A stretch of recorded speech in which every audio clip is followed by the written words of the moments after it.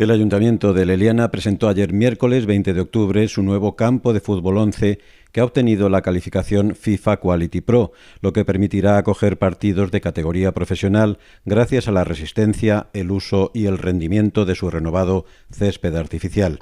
Las obras, cuyo coste de ejecución han ascendido a 293.000 euros, financiados por la Diputación de Valencia, han incluido la renovación de toda la superficie de césped, la renovación de banquillos, banderines de córner y porterías o la instalación de una nueva cubierta de tribuna y gradas.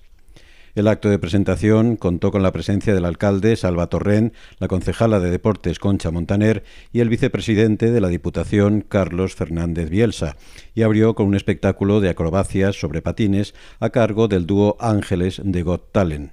El evento acogió también en el escenario instalado para la ocasión la actuación de la cantante de la voz Mireia Ortiz.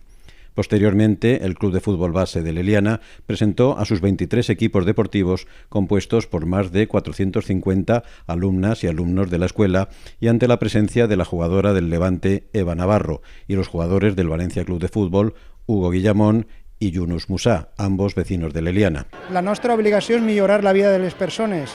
Jo crec que aquestes instal·lacions són molt millor que les que havien abans. Ho ha dit el vicepresident de la Diputació. La política pot servir, la bona política pot servir per millorar i per fer més felices a les persones, i aquesta és la nostra funció. Crec que hem fet un bon treball així al poliesportiu, han hagut moltíssimes modificacions, renovacions de les instal·lacions, i al final els esportistes de l'Aliana tenen aquestes instal·lacions de qualitat que són necessàries per a poder practicar l'esport. Content, molt satisfet, perquè avui és un dia d'alegria després d'haver culminat un treball.